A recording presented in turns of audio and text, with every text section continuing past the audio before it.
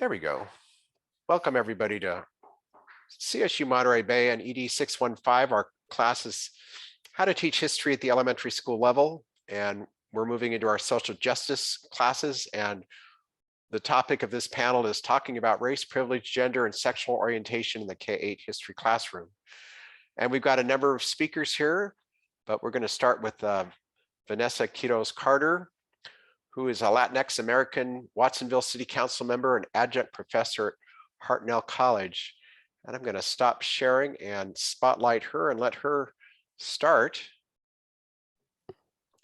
All right. Well, thank you, Rob. Thank you for that introduction. I'm really happy to be here and chat with all of you about some of my experience. I am from Watsonville, born and raised in Watsonville. I've also lived in the Bay Area for several years. I started at Cabrillo College, so I started there and I got a full scholarship to Berkeley, and I went to Berkeley, studied English literature. I unofficially like to say unofficially minored in ethnic studies because I took several ethnic studies courses, but I think I was like one or two away from having it as an official minor. But that was an area that really interested me. What motivated me to run? I first ran for office back in 2020, and I had a lot more engagement for just for a lot of things. It was a lot easier to engage. Everything was suddenly on Zoom and things were just a lot more accessible. And there were calls from the community that we needed new voices and new ideas and new people represented within city government. And I decided, well, you know what, why don't I run? I think I have the skill set needed to do this job and to perform this service. So I first ran in 2020. I did not unseat the incumbent, but the incumbent a few months later decided for personal reasons that they couldn't take on the seat anymore. So then there was a special election. And by that point, I knew a little bit more about what I was getting into. So I wasn't quite sure that I wanted to run, but a lot of people in the community asked me to. And I said, there's a service call, and I stepped up to answer that call. I guess in terms of identity, I'm just going to try to check the chat here for questions. Okay. In terms of identity, I identify more as Chicana. That's a label that I feel strongly about because it's just a label that for me encompasses a lot of political, economic, and just cultural pieces of who I am and how I grew up.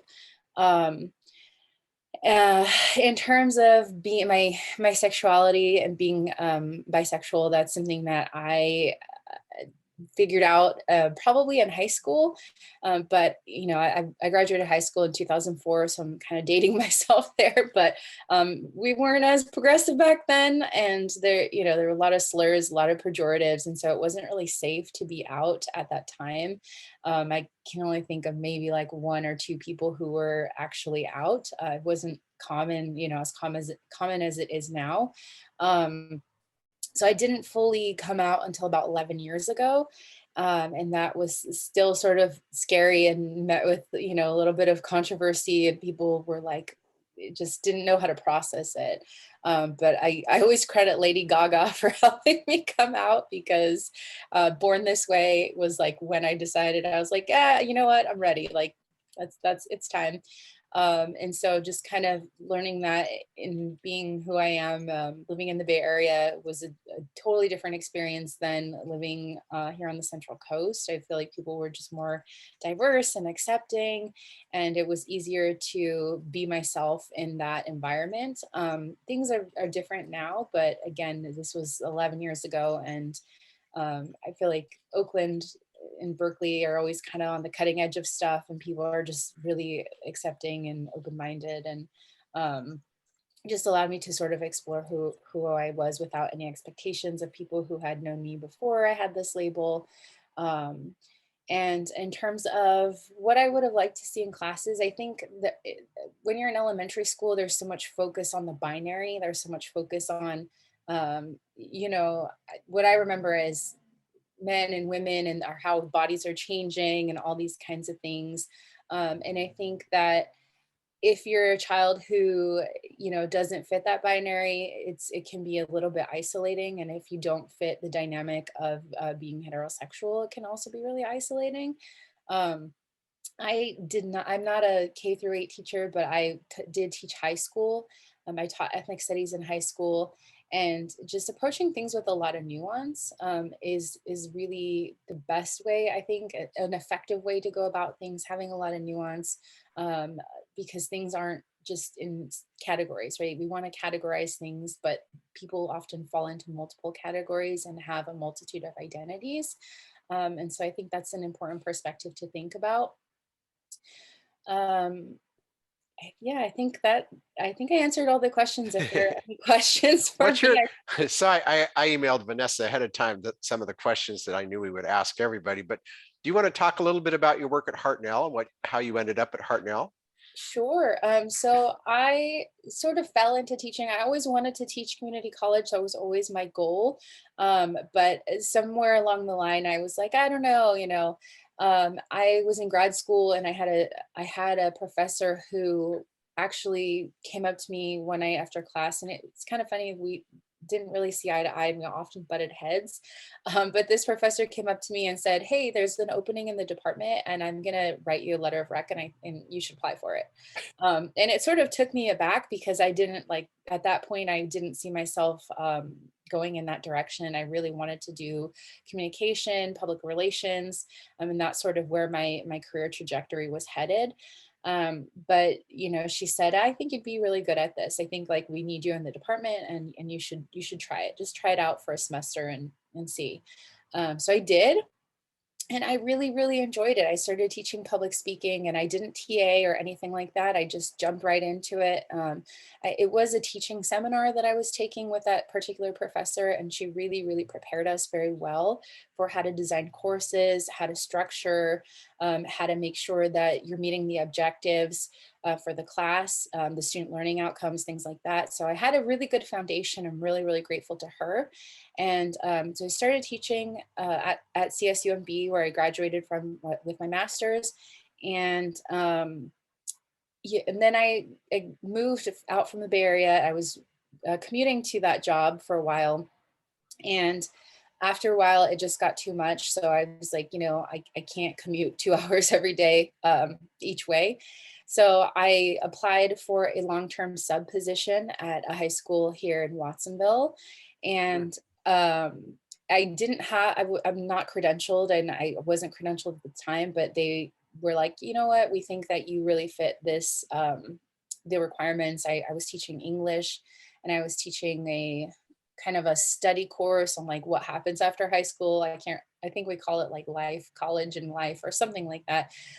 So based on my qualifications, they said, you know what, let's get you a long-term emergency credential. Like we really want you on board. I taught there for 2 years, but that first year was rough because I didn't have the background in managing like classroom management. That wasn't in my background at all, because you don't really have to do that as much with college students. If they're disruptive, they're adults, so you can just be like, get out of my class. So that classroom management piece was the biggest challenge for me. It was really, really difficult, and kind of the different maturity level was also really difficult for me. But I learned a lot that first year. So I stayed on a second year because I just came to love the kids, and it's my community, it's my close to my neighborhood, and I knew a lot of the kids. And with previous work that I had done working in after school programs and things like that, summer programs. So it was just something that was really important to me to come back and really help the community.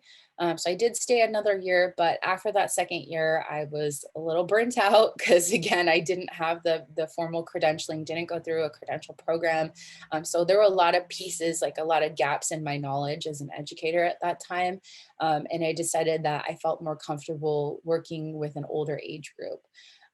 So I applied to Hartnell, and I got the job at Hartnell to teach as an adjunct. I teach public speaking, and I've been doing that for quite a few years now. And that is just, it's really rewarding. I'm really familiar with the subject matter, so it's I could do it sleeping if I had to have a sleep, because I'm really familiar with it. And I also have a lot of real world experience that I bring to the students. And I also like to tell the students like, hey, this is something that you're going to need. And this is something that you can apply to lots of different facets in your life.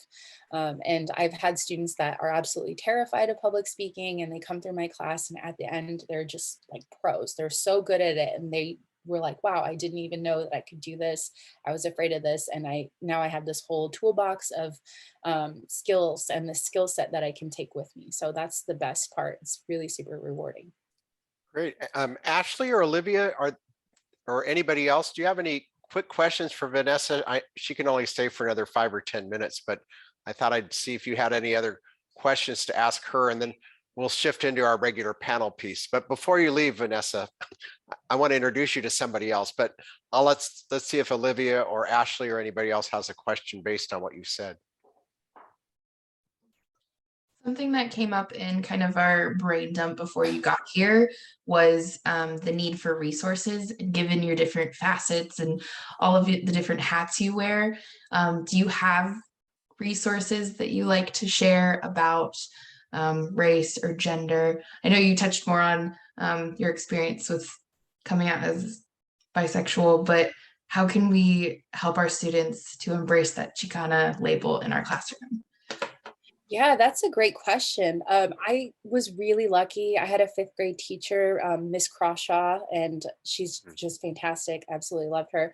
But she brought in like relevant literature, and I think that was something that was just so critical. And um, she read us the House on Mango Street. And I remember that so clearly, because I remember being able to empathize with the character, and for the first time really feeling like there was a character that represented me and like my innermost feelings, and things that I could relate to. And so that really kind of opened up a whole world for me of like wanting to read and loving to read. And it just made me kind of understand how how people see the world. I also remember reading a book called something about Call of Thunders. It's anyways, can't remember the book off the top of my head. Roll of Thunder, Hear My Cry. That's it. That's the book. And I remember reading that as well. And I remember reading about Anne Frank, and I remember just reading all of these like multicultural literature was really, really profound for me. And as I got older, I was really lucky that I had a lot of teachers who were really conscious of that, and giving us different perspectives, and kind of building up that empathy. That was super important for me, just as formatively. And as an instructor, with my high school kids, I tried to do that as well. So we focused a lot on Chicano Lit, because we have a very high number of Latinx students. So that's kind of what I wanted to do as well, is like have, and they're really big names in the Chicano Lit world, or, the Latinx Lit world, Juno Diaz, Sandra Cisneros, just to name a couple. But that's something that I wanted to bring out, is like, hey, we have our own styles, and we have our own literature, and we are educated. And it's really important, I think, for students to see that we have authors that are extremely well respected and highly regarded, and that tell our stories. So that's something that I try to incorporate. Great. Olivia or anybody else?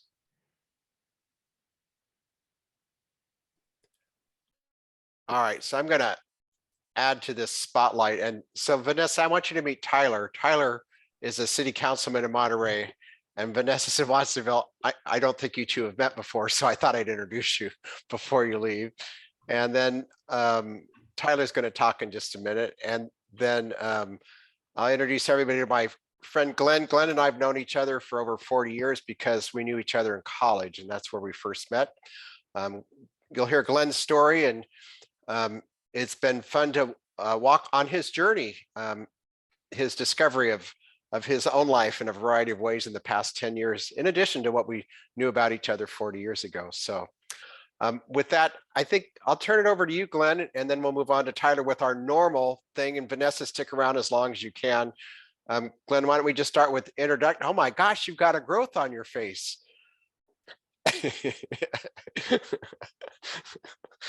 Anyway, Glenn, you're on mute. If you could start by introducing yourself, and then Tyler can introduce himself, and then we'll go on with the other questions. Maybe I should turn my video off. I don't know. Vanessa, it's nice to meet you. Glad that you can join the panel. We've been doing this for a couple of years now, and I appreciate it. So it's nice to see your face and to hear another story. Yeah, this means you get to be part of the dinner we're all going to have sometime in person, Vanessa. Yeah. I don't know what Rob's cooking, but I hope it's good. So as Rob said, can I do Rob? Is it okay, Rob? You're on. Yep. Okay. I've known Rob since college. I'm a 66-year-old Japanese American, married to a career educator, so I have a lot of compassion for the work that all of you guys are going to be doing very, very soon. She taught for 35 years, and we've been married for 38 years. And I was just noticing, hey, Rob, that picture that you have of me on your almost there, that's a pretty old picture. We better update that because no one's going to recognize me anymore. You want a more mature looking photo now?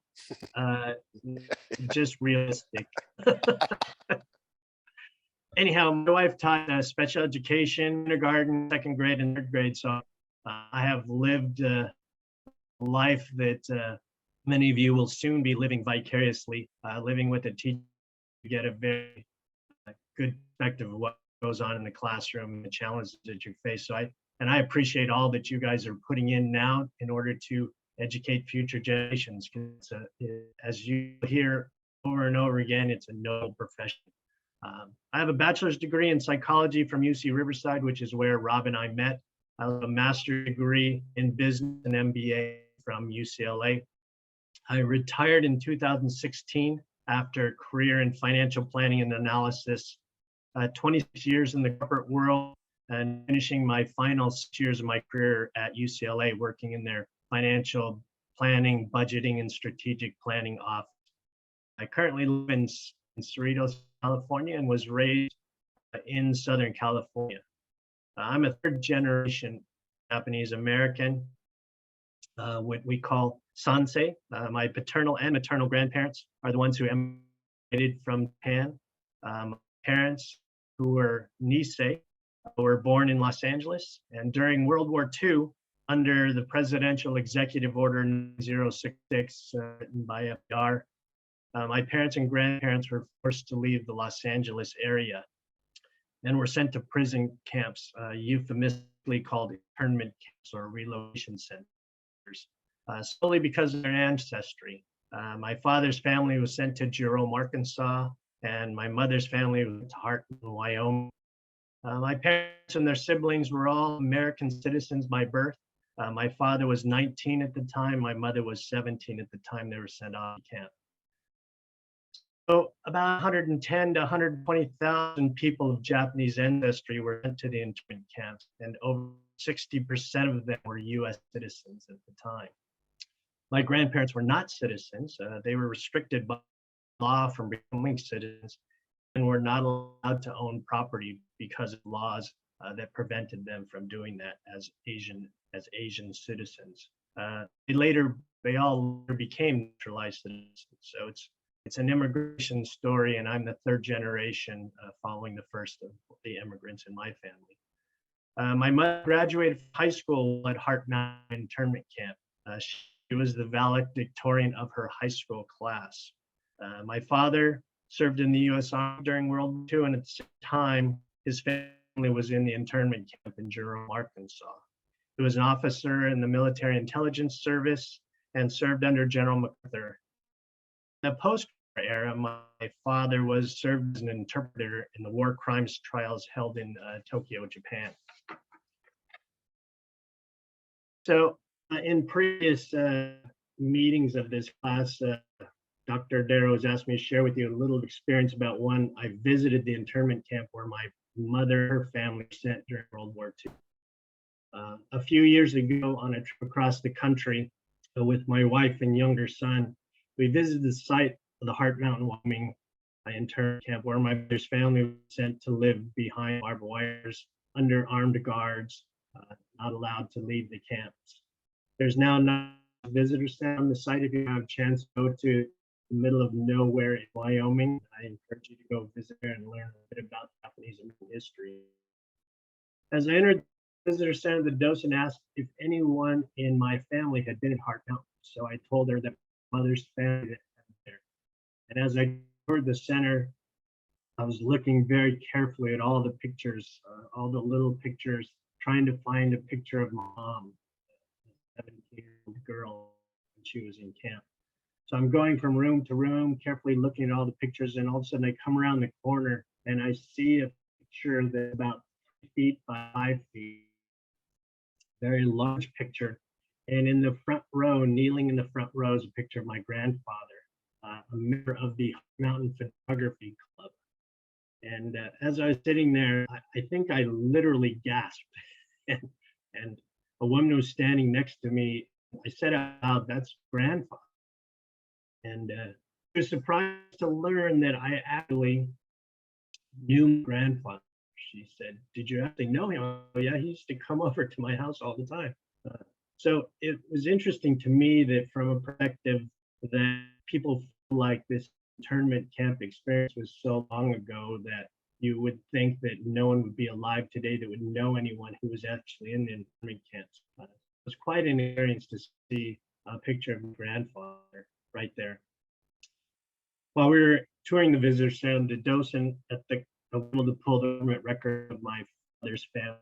When they arrived, the specific multifamily barrack that they were assigned to, their government assigned number for being in camp, when they departed, and where they went when they departed. She also gave me a current aerial picture map of the area. Overlaid with that was the location of the barracks.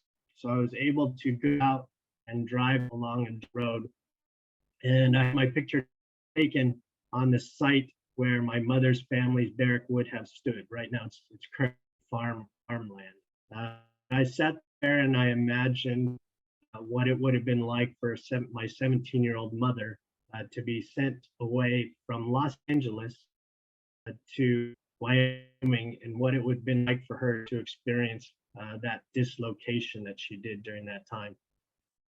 Tremendously moving experience for me to imagine what my mother and her family must have felt being treated as criminals, put behind barbed wire with armed guards watching over them, losing their personal freedom for no other reason than the way they looked and where their ancestors were from.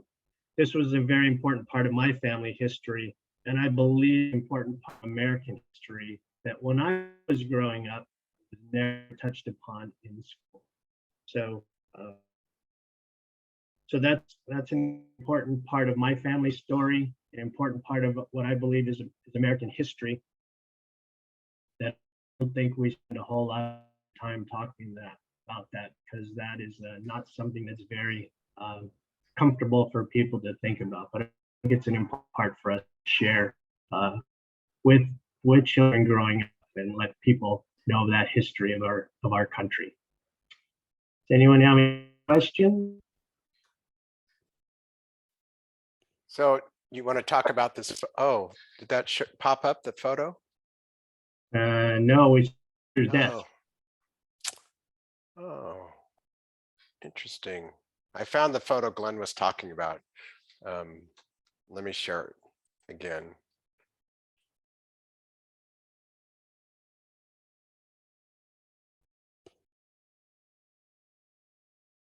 Did that pop up? There it is. Yeah. With my golf hat. So the gentleman kneeling, he's got the cursor. He's wearing glasses. So right there, that's my grandfather. And as we were walking through there, I showed my son. He's the one who actually wanted us to go to Heart Mountain. Said to him, "Son, this is where your big ears from.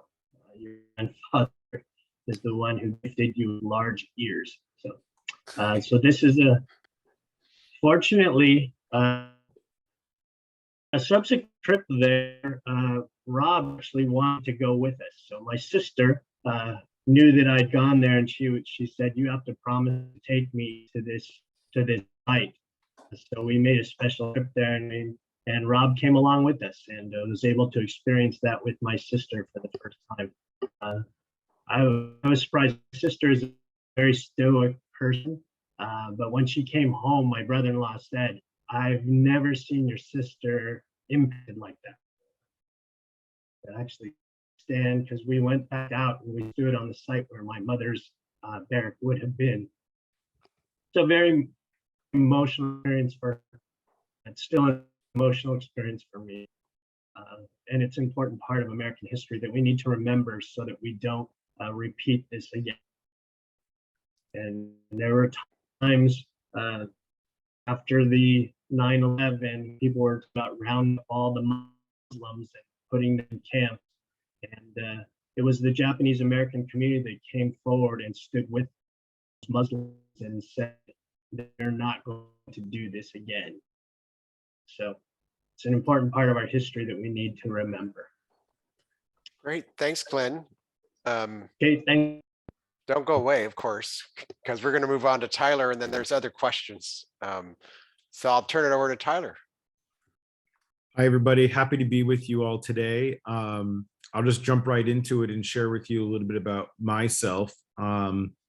So I currently am a council member in the city of Monterey. I got elected to the council in 2018.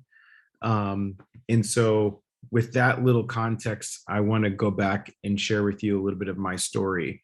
And it really starts from my birth. And I promise I won't make this like a whole life thing, but my mom served in the Navy for 20 years. So I was born in a naval hospital in Patuxent River, Maryland. So I've never lived anywhere for more than 4 years my entire life.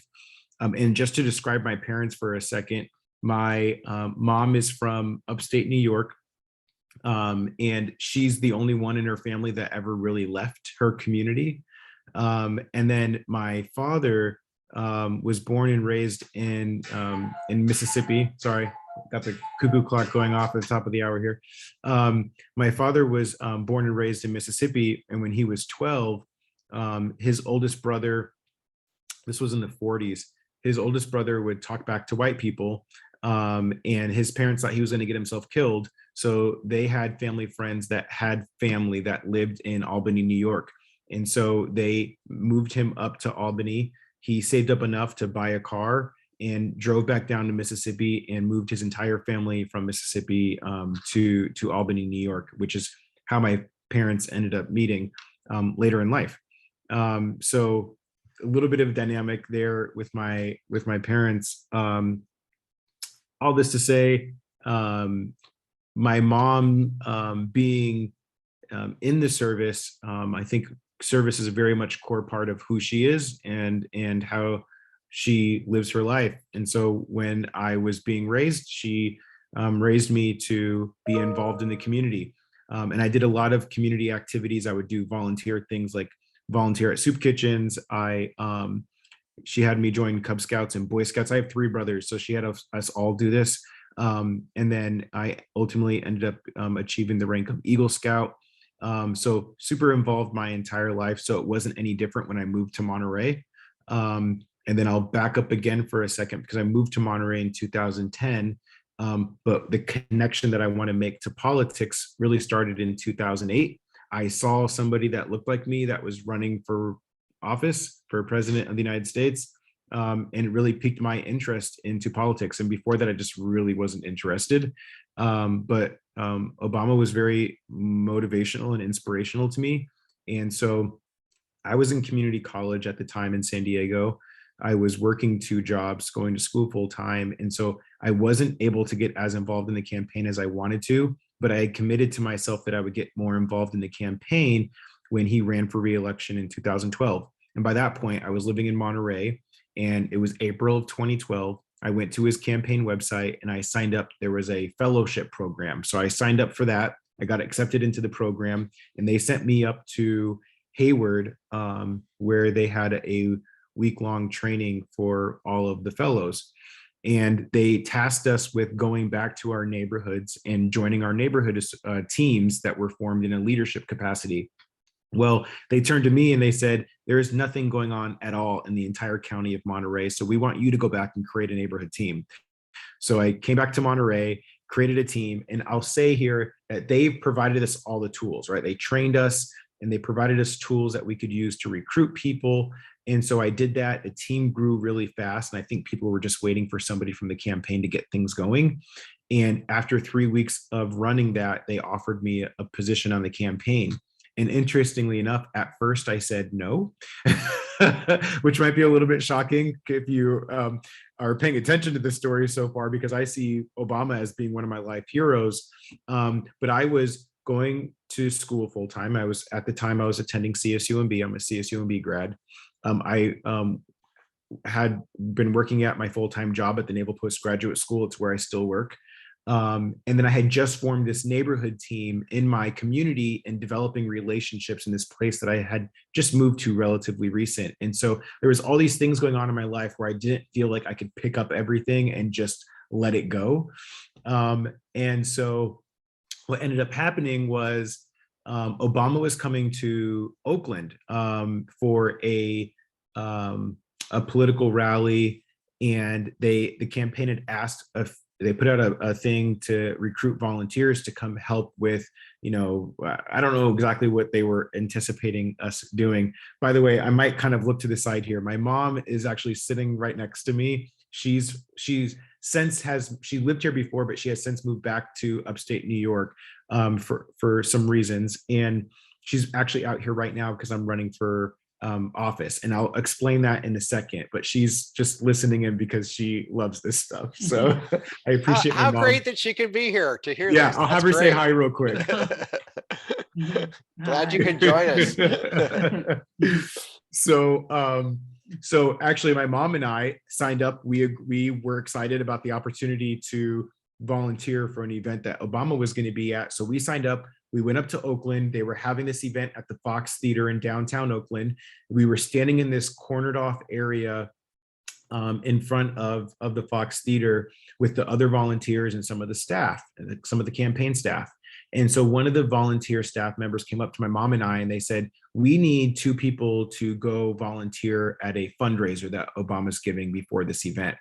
Would you all be willing to do it? And we're like, yeah, whatever you need us to do, we'll do it. So we got in our car, they gave us the address. We drive up to Piedmont, which I never heard of Piedmont before I actually got the address and drove up there. So looking at these multi-million-dollar mansions in the hills of Oakland, and we get there, we're the only 2 volunteers there that are doing this. And our job was to collect checks and collect people's cell phones because they're not allowed to have them during the fundraiser. So we're collecting these $10,000 checks from people, amount that I 35,000. Okay, 35,000. It was a lot of money. It was more money than I've ever held in my life. And so we were collecting these checks. It was the max contribution for folks to attend this. And then we were getting their cell phones. So then they would go in, and after everybody got there, we were kind of just standing in this foyer area. And right next to the foyer is the formal dining room. And so after people had an opportunity to take a picture with Obama, they went and sat in the formal dining room and waited for him to come in. So then he went in and was speaking to them. And I was literally standing 20 feet away from Obama, and I could see him talking to these people. And I just my mind, I've been getting chills just thinking about that experience. And so we were taking people's cell phones. So nobody took our cell phones away. So I was going around at the Secret Service, and I'm like, hey, can you guys just take a photo? I can do one of these things, just try to as he's passing by. And they're like, no, only the official campaign photographer is allowed to take photos. So I went to the lady that was responsible for us as the volunteers, and I asked her if we could get a photo with him. And she says, I can't make any promises, but I'll see what I can do. So he finishes speaking, and he comes out. She comes up to him. They're walking together, and she's whispering in his ear. He looks at me. They come over. I damn near fainted. They come over. We had our, minute and a half, 2 minutes with him. We took a photo. And that was that. And it was just a wonderful, life-changing opportunity for me. And so on the way home, my mom is driving, I'm in the passenger seat, I'm checking my email, and I have an email from the campaign. Now at this point, they had already asked me 2 or 3 times to work for the campaign. So I had an email in my inbox from the campaign, and they said, "This is the last offer we're going to make you. Do you want to work for the campaign?" So I turned to my mom and I'm like, "Should I accept it?" And she was like, "Yeah, I think you should accept it." So at that point, I accepted the position for the Obama campaign, and I figured out the logistics. I took a leave of absence from school and work, and I ended up being responsible for the Obama campaign out of the San Francisco headquarters for the remainder of the 2012 campaign. So obviously that led to the successful re-election of President Obama. And I will pause here to share another little thing that has why I personally appreciate Obama so much, because of that experience that I had on his campaign. Before they opened up the office, I actually opened up the headquarters in San Francisco. I was working out of Oakland first. And then once they selected the location, I went over there, had to get the furniture and organize everything in the office space. They put the office smack dab in the middle of the Castro. And at the time, I'm closeted. I'm not out. And I kind of knew things. I kind of had feelings that I was recognizing, but I wasn't even really out to myself. I wasn't really fully allowing myself to accept it. And so it was very challenging for me, because I'm in this office and I'm seeing, like, they have ceiling to floor windows. There's these beautiful men walking by all day. And so it was very challenging for me, but I had some volunteers that really worked with me. I mean, it's San Francisco. People are very, fluffy and light and loving and caring and nurturing. So I had these volunteers that really helped me figure out how to come out to myself. And then I ended up actually meeting my first male partner while I was there. And so I'm thankful for Obama and his campaign for exposing me to that experience that allowed me to eventually come out. And at the end of the campaign, I ended up coming out to my family and my coworkers, and was able to kind of move on with that as being a barrier in my life, which was very life-changing, if you can imagine. And so at the end of the Obama campaign, I had to come back down to Monterey. I had to go back to school at CSUMB. I had to come back to my day job at Naval Postgraduate School. One of the fundamental things associated with the Obama campaign is community organizing. So I brought those community organizing skills back down to Monterey. And in 2017, I helped co-found Monterey Peninsula Pride. And in the first year, it was held in Seaside. The second year was held in Seaside. And then in 2019, we held it in the city of Monterey, which was the first time that a Pride has ever been held in downtown Monterey. And then 2020, 2021, we did it virtually because of the pandemic. And then just this past summer, we did it again in person. And we're already have the date for next year's Pride, which is, I think, the 15th of July. So mark your calendars, and I hope that you can make it. But yeah, that's one of the things that I've been super engaged in and involved in with the community. Over this time period, I graduated from CSUMB. I was an HCOM major.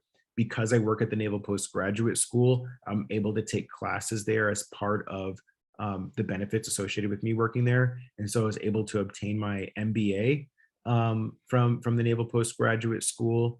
And then because of the work I'm doing in the community with Pride and all the other things that I'm doing, I started realizing that the values that I saw as important to me and my community weren't getting addressed. I think I heard a lot of leaders in elected office talking about the values that I support, but for me, it was a lot more lip service than it was actually taking action towards moving those things forward. And so that's why I chose to step up and run for office. So in 2018, I ran for city council, and I ran against both of the incumbents. And so how it works is there are 4 council members, and then there's the mayor. The mayor's term is every 2 years. The council seats are every 4 years. And so then every 2 years, there's 2 council members up, and it's the top 2 vote getters get elected. And then the next 2 years, the next 2 council members are up for a 4-year term. And every 2 years, the mayor's up. So I was running against both incumbents. And on election night, when the first results came in, it was very clear that I was going to be elected. I was the top vote getter. And then the two incumbents were competing on who was going to get the second seat, which was a shock for the entire community, because everybody saw me as the underdog. And so, I've been working really hard on trying to fulfill the things that I promised to do when I ran for office in 2018. And they include things like housing. Housing affordability is a huge issue in my community. And if you live anywhere in this region, you know that.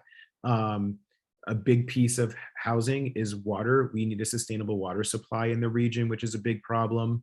And then transparency. And this is just a value that I have in general. It's not something specific to Monterey, but I feel like there's a way that, especially in public spaces, we can make information more accessible and available because it's our tax dollars. It's the people's organization. And so we need to be able to make that process more transparent and easier for regular, everyday common folk to want to step up and participate in that experience, whether it's running for your office yourself or just showing up to a council meeting and sharing public comment and feeling like you're not wasting your time and your comments are going on to deaf ears. So I've been really focused on these issues. I've achieved pretty much everything that I ran on when I ran in 2018. And the challenge that I had coming to this year, so that was 4 years ago, I'm at the end of my term. And the challenge that I had coming up this year was, should I run for re-election? Should I run at all? Should I stay on the council? And there was this opportunity that was presented to me in conversation with community members around running for mayor. And I had a lot of sleepless nights in between November when this conversation came up last November till about May timeframe when I finally made the decision that I am going to run for mayor. And so I did file to run. I am currently running an election to be Monterey's next mayor. And I'll make a little bit of a side. My mom just passed me the weekly. So I'm going to see if I can show this. I'm going to have to turn off my the blur so you can see this. So my mom is proud, so this is why I'm showing this, but I literally just made the cover of the weekly. like I just found this out yesterday. Cool. And when I saw this, I said, oh my God, like 100 times. And that's my dog, Sasha. So the weekly just came out with their endorsements yesterday. This is their endorsements issue. And they endorsed me to be the Monterey's next mayor, which is a huge honor. And I'm like so honored to be in this position. It's just so crazy running for office and what this experience is like. I don't even know how to say what I'm trying to say correctly, but I think the reason why I chose to run for mayor out of those three options that I had of running for re-election, not running at all, or running for mayor was because, and I had a friend that phrased this to me as I was thinking about this, it was this idea of either stepping up or stepping back.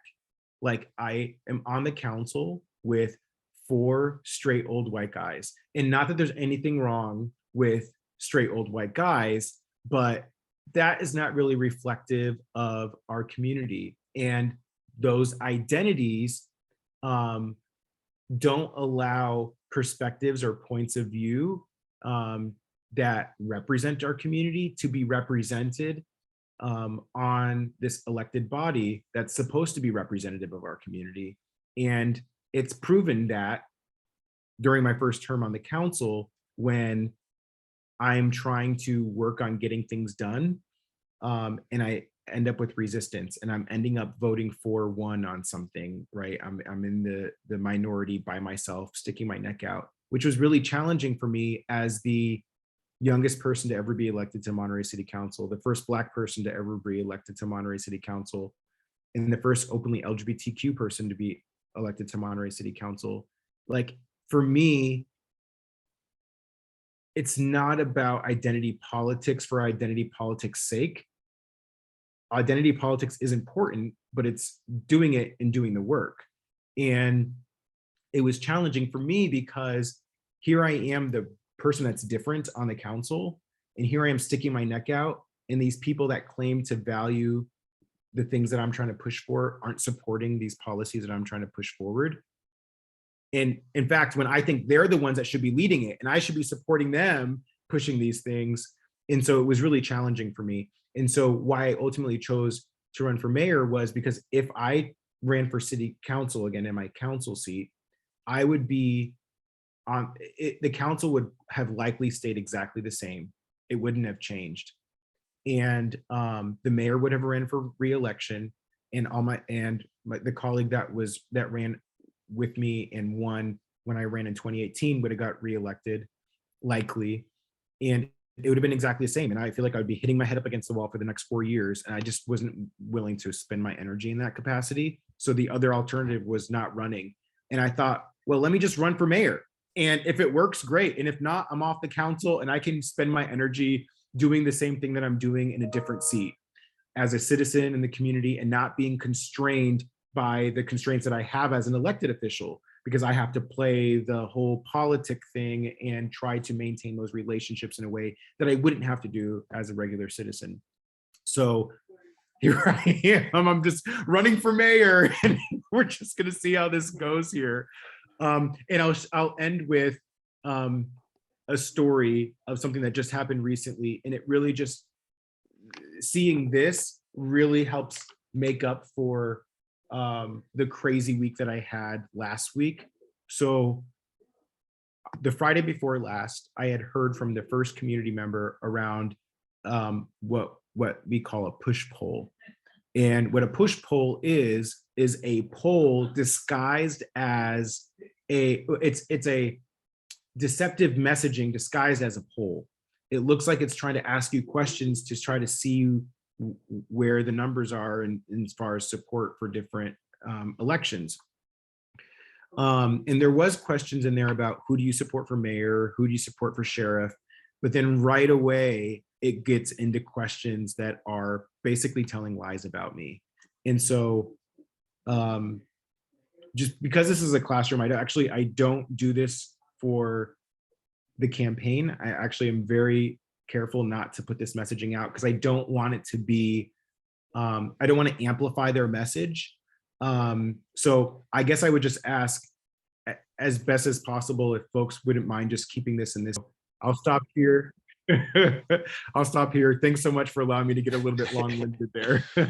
Olivia, there's a couple questions you were thinking about. Why don't you ask your question to Glenn and then the broader question to both Tyler and Glenn? Okay, so my question for Glenn was, the same story you've just told us, how would you maybe change it or edit it a little bit if you were talking to students? We're mainly K-4 teachers. I think we may have a couple, 1 or 2 5th grade teachers, but mainly K-4. Okay, I've thought about this a little bit because in past sessions I've offered to come to anyone's classroom and talk about this. Take it to younger children, I'd have to be really sensitive about this, but I've thought about how I might do this. I sit down and talk with kids and say, imagine that today your family was told that by the end of the week, you're going to be leaving and all you can take what you can carry. That's what my parents and grandparents faced with. And we're going to tell you you're going to go, but you're going to go, and it's not going to be, you're going to have to leave your home. So take care of things in the next 3 days and figure out what you're going to do. But pack up and get ready to go because we're going to come get you and we're going to put you on a train. The kids imagine what that would feel like. Because I imagine that would have been like for my parents, my grandparents. I don't know if that would be too tough on little kids to just say, to imagine that, because that could be pretty traumatic for them to think about. But it was a traumatic experience, and I would want kids to understand what that would feel like, so that we make sure that we understand that it was simply based on what your ethnic identity was and what you looked like. People were tough to the, but that would be a tough one to deal with K-4. But imagining what it would be like for them to leave their homes, not know where they're going to go, not know how long they're going to be gone, but they could only carry with take with them what they could carry. Say that really happened here in the United States, that happened because the president in executive orders, everyone who's living on the West Coast who's of Japanese descent will have to leave their homes, leave their jobs, leave their schools, and imagine that would be like. Because I want children to understand that this is a part of history that we really don't want to repeat. And as horrible as it was, as much as we say that can happen, that couldn't happen again, these days, I'm just not sure anything is possible that happening.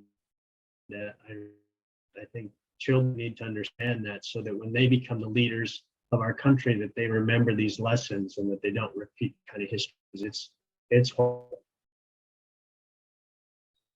I don't know if that really answers your question or not, but I have spent some time thinking about, someone actually invites me to the classroom. What will I do? What kind of lesson plan would it look like? I'm sure my wife will be write a whole lesson since she's experienced doing it. Yeah, some kind of an exercise where we talk about what would you do, would you feel if you were told you had to leave your home? Yeah, that definitely answers the question. Thank you. So then the more general question that both of you can answer is, do you recall your history class when you were in elementary, middle, or high school? And how were you represented or maybe not represented in the curriculum? Did you feel like you were included in the curriculum? And if not, what point did you come to this realization that you were nowhere in the curriculum you were learning?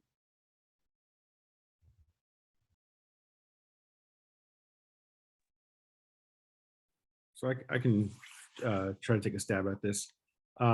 So I like to focus on two of my identities, being Black and being part of the LGBTQ plus community. As far as being queer, when I look back to my history classes and how they talked about the queer community, it was like a section in a chapter. I mean, it might have been like not even a full page, maybe a page. It was really a blip. And so it wasn't represented at all. And of course, at the time I wasn't out. And so, you know, if that was different, I think it would have made me feel more comfortable in allowing me to feel the way that I feel and letting that be okay. And also my classmates, and the people I went to school with. You know, there was bullying that happened when I was in grade school, and you know, it's a cultural thing, and I think a lot of it has to do with what's being taught in the classroom. And then you know, I think about my Blackness, and yes, there was a lot more that was discussed in regards to history. It mainly focused on like Martin Luther King Jr., which, you know, he's definitely an inspiration, but there's just like so much more to the history than that. And I think a big part of what was lost during my education in grade school was the lack of connection to current events and how how those issues that are important to discuss in the past, how they affect us today. Like what is that, where is that gap? And so I think it's really important that current events are used as examples to show and help youth students make that connection for themselves, ask those leading questions. So that's how I would answer the question. Okay, thank Was you. my eye still bad? It's a little glitchy. I think for the most part we can hear you, but it's a little like on and off. So your screen is frozen now, Glenn.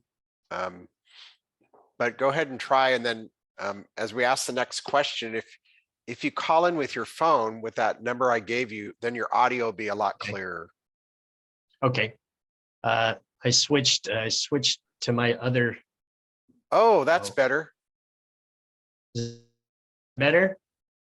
Yeah, give us your answer to how history was taught in your elementary school. It wasn't.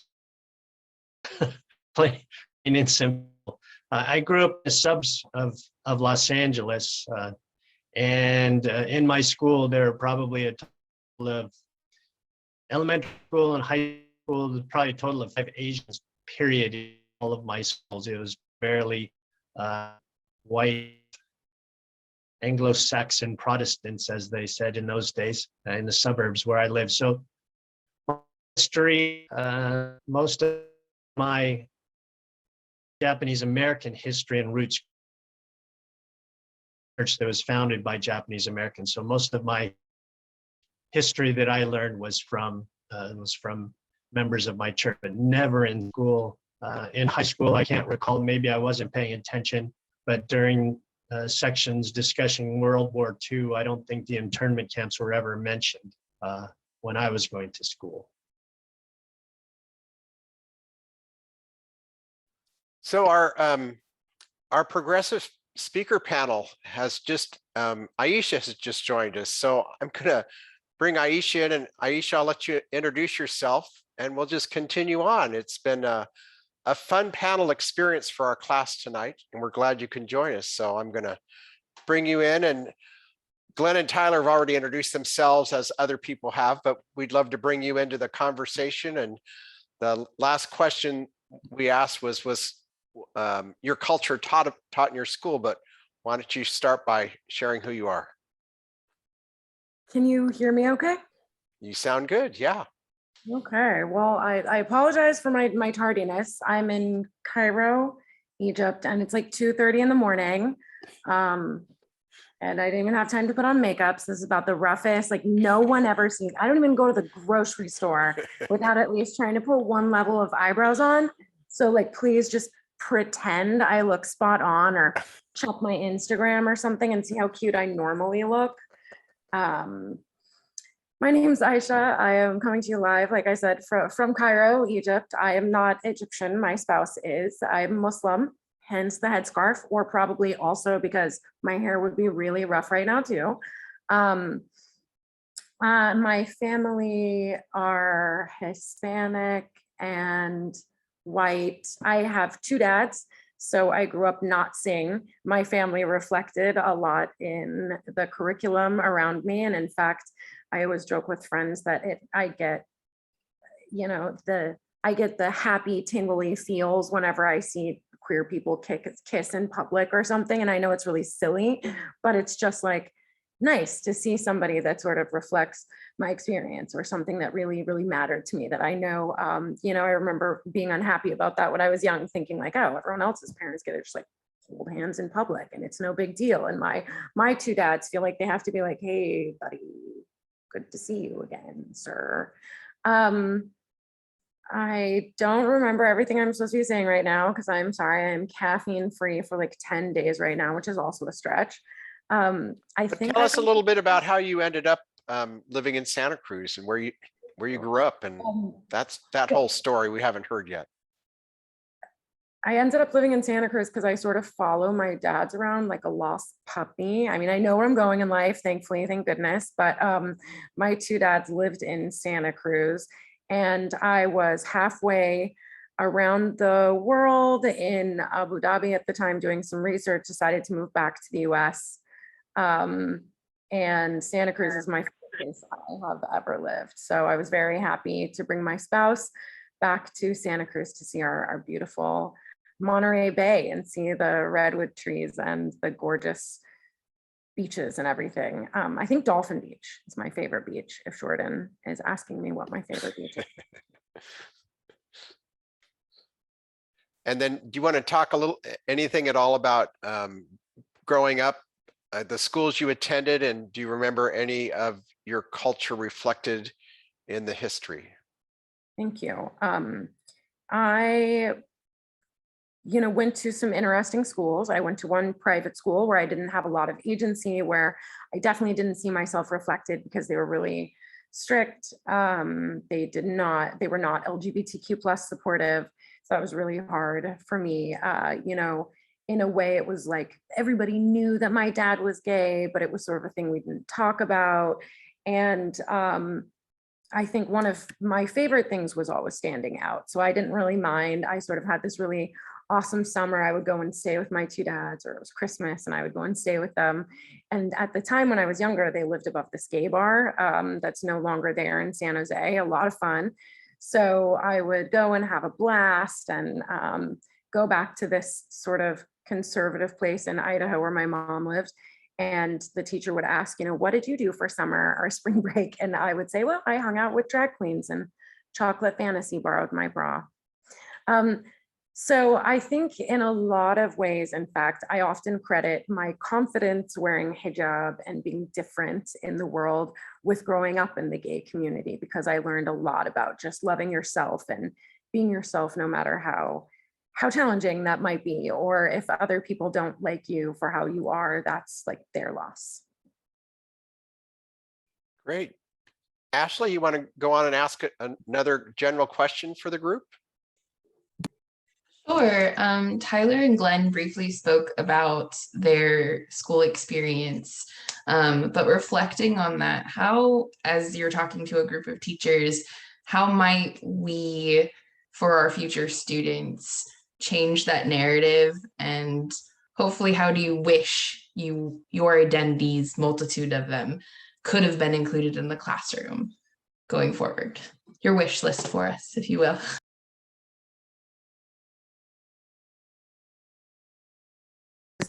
One second, because my spouse did just walk in and had no idea. The best thing about Egypt is you can go out at literally 2 in the morning and get whatever you want at any store. So just 1 second.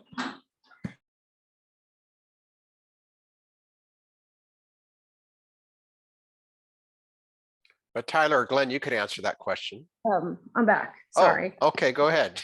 I had to let him know why I was over in the corner talking to Zoom. So I think like my wish list would be that as a Muslim, I would really love to see, one of my current identities reflected and well reflected in teaching curriculum in a way that's really positive, and that sort of includes a lot of really great ways that Muslims have contributed to things like history. I think things that you'll see, hopefully when we get to talk a little bit more, is that one thing I am is very unhappy about all of the misinformation that was presented to me, or the lack of information that was presented to me when I was young and I was in middle school and high school.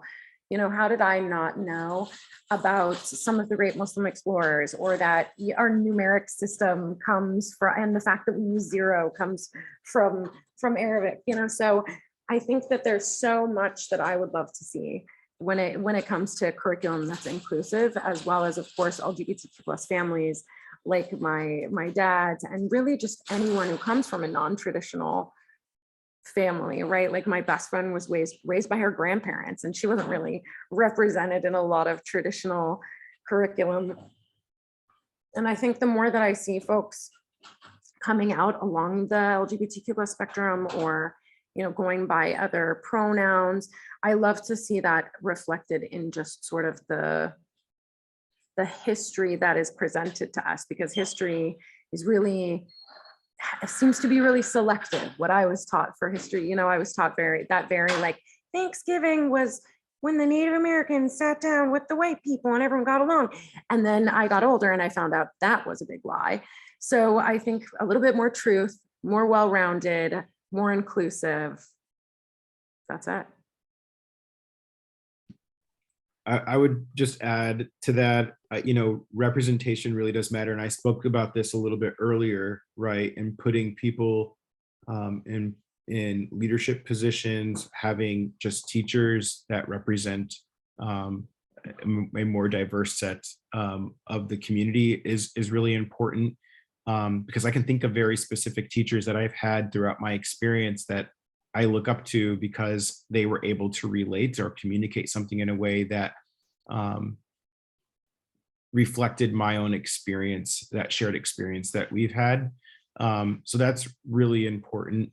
Some things that come up, and I'm not sure if this is going to be a follow-on question, but it's come up in the past when we've had these discussions, is like the tension that exists for some parents that might not be happy with the things that are being discussed or the way that a teacher might be approaching something.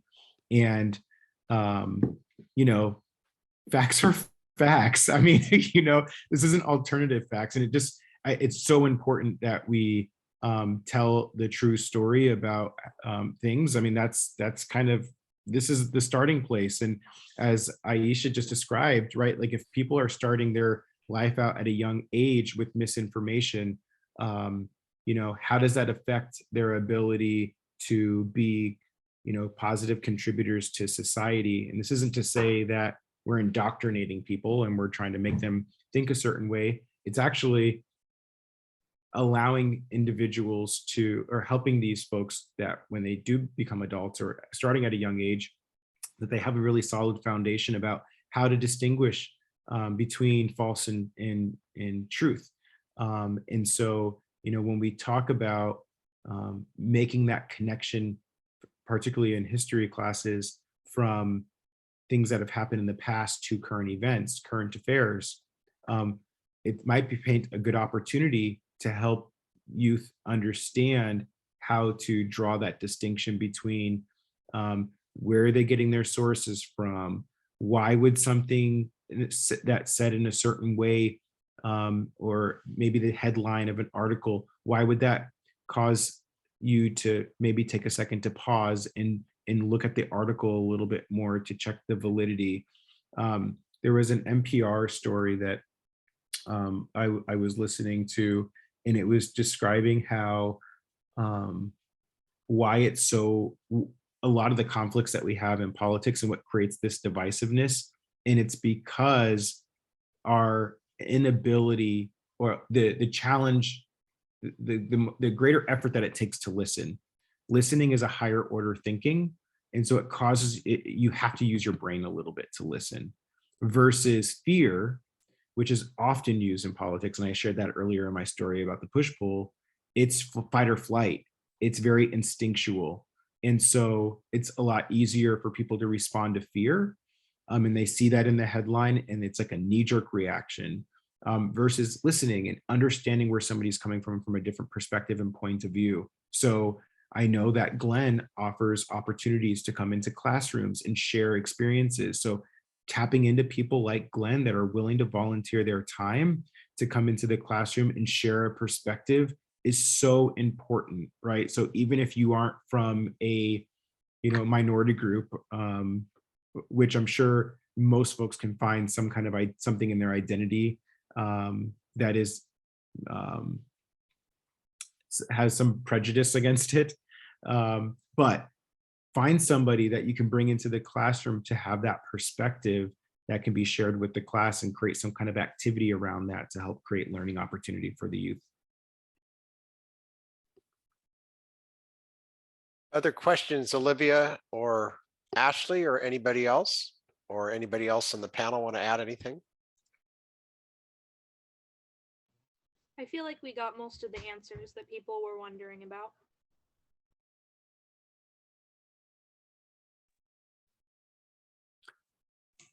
I have one. Sorry, I was rereading what we got over. Thank you Great, go for it.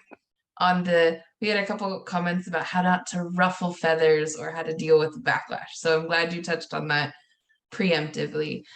A lot of, I don't know if any of you have children, but a lot of us came up with the kind of gradual release or when to start talking about this and the age appropriateness of it, which I think kind of goes along with the ruffling of the feathers, and what Olivia had asked Glenn about changing his story. Obviously, sugarcoating would be for the younger kids, but that also leads to misinformation. So when in history do we start, and at what age do we kind of roll out all these topics, which are all equally important, in your opinion?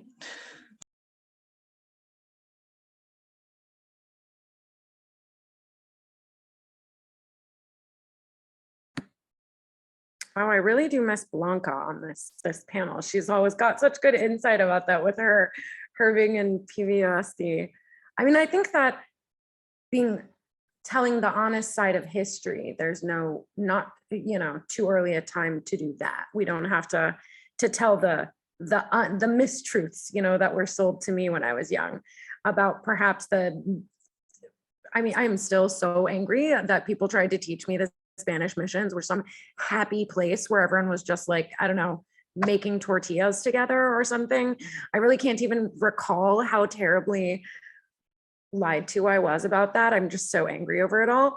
But I think that, you're right. There's definitely a time and place to present some of these things. I think that it's interesting as I see book bans and different things going on across the US, when it comes to things that seem so innocent to me, right? Like a kid's book called Julie Has Two Mommies, like, is that really hurtful? I guess people in Florida are upset over that. So I think that as teachers, you have a lot to consider. And I hope that wherever you work, you have supportive admin or staff or other teachers, or you can find somebody to really ask advice from who has a lot of experience so far as when to start bringing those things in.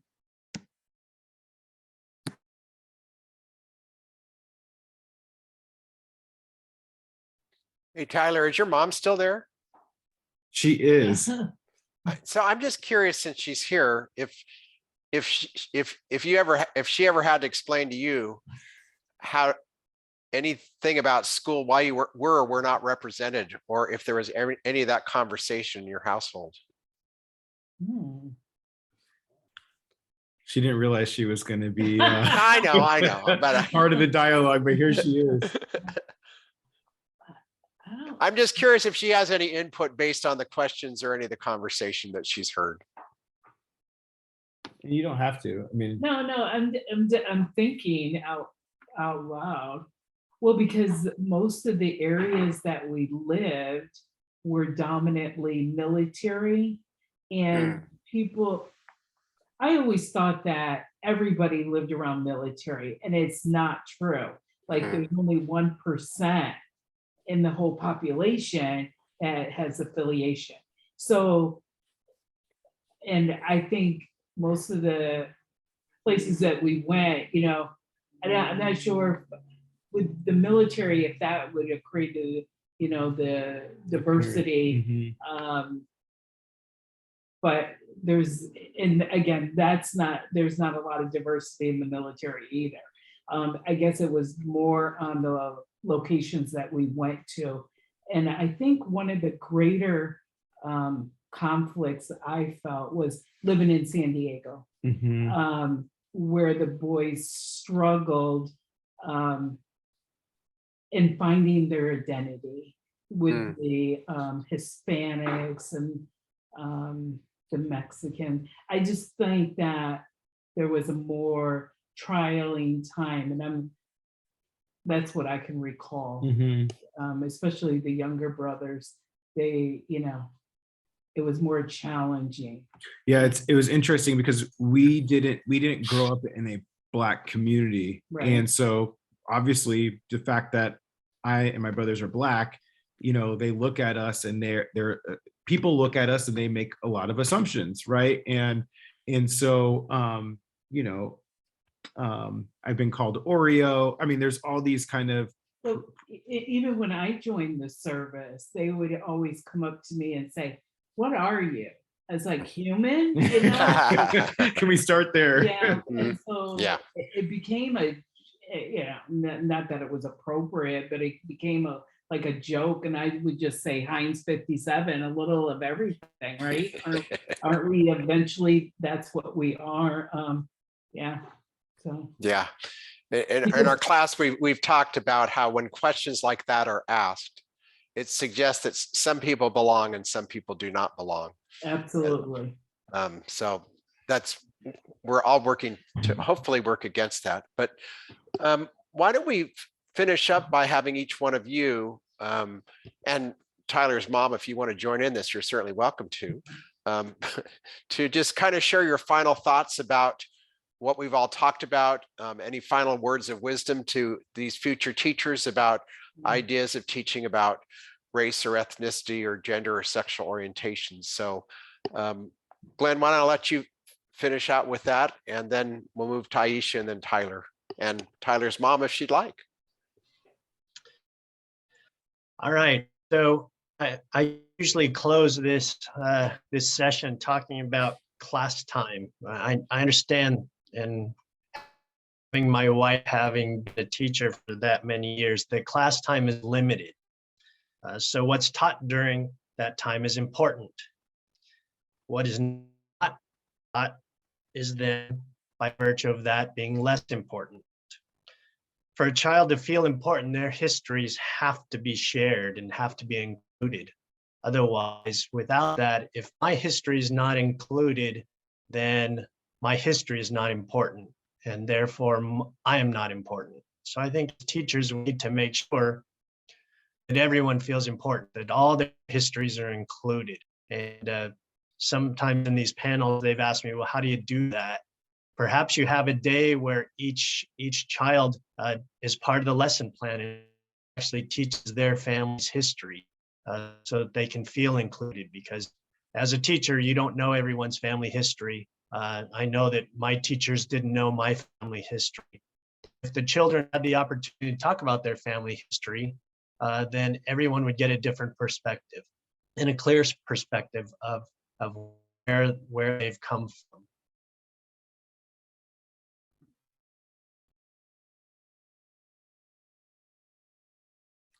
Aisha, then Tyler. You know, I always really appreciate being on this panel, Rob. Thank you for inviting me. And again, my apologies for not seeing what time it was.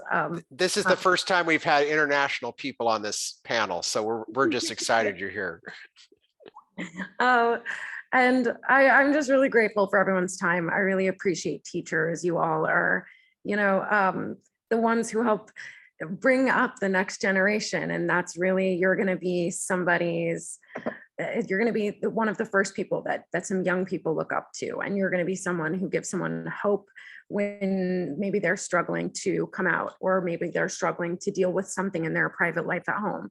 And you'll just be the one, maybe not the one to solve their problems, right? But the one to give them a smile, the one to greet them, the one to help bring some positivity into their life, and hopefully bring them a well-rounded education in your time with them.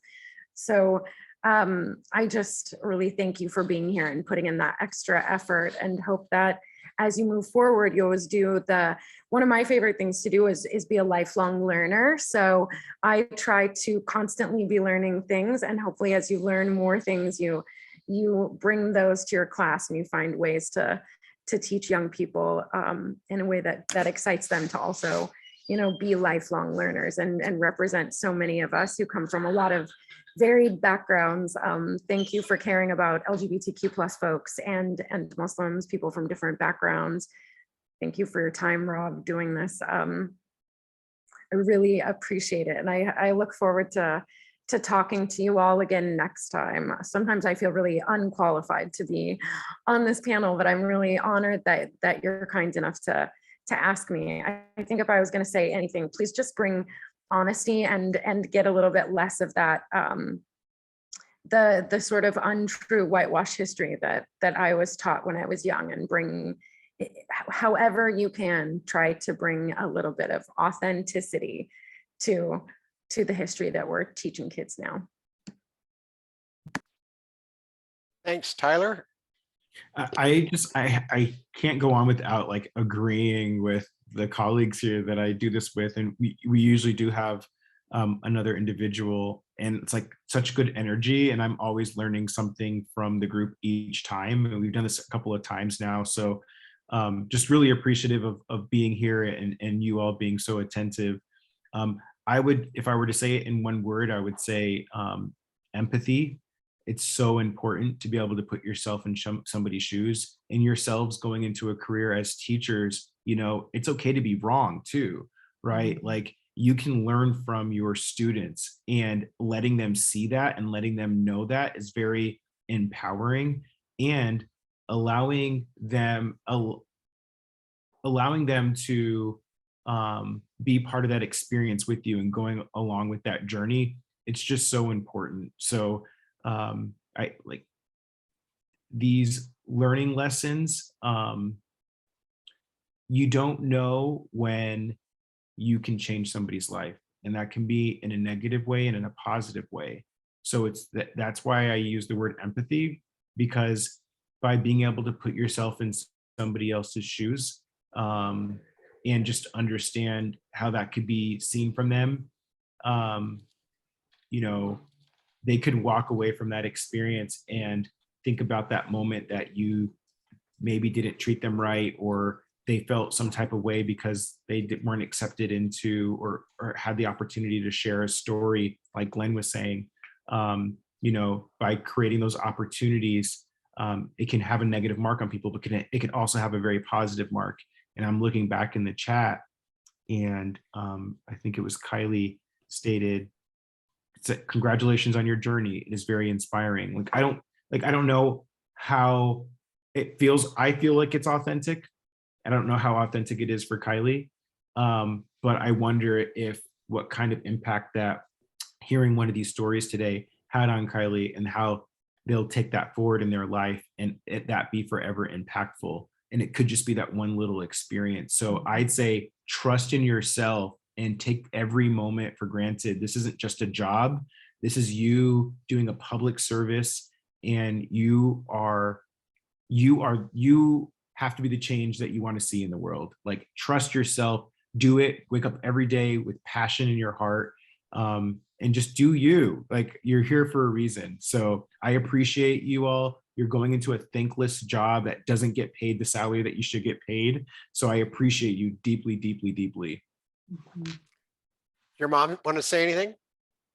I just want to say congratulations, because having 4 sons grow up in the public school system, it is very challenging. So just as Tyler said, be yourself. You never know what impact you are going to bring on to that student. And again, it is a lifelong, because many teachers have inspired me. I actually joined the military based on my 4th grade teacher. And so that was instilled in me, so I'm very, very grateful. So you never know, just the smallest things that will have a huge impact in someone's life. So congratulations on your next journey. Thanks for joining us and being part of this. I appreciate it too. So I would encourage class members here. I asked you all to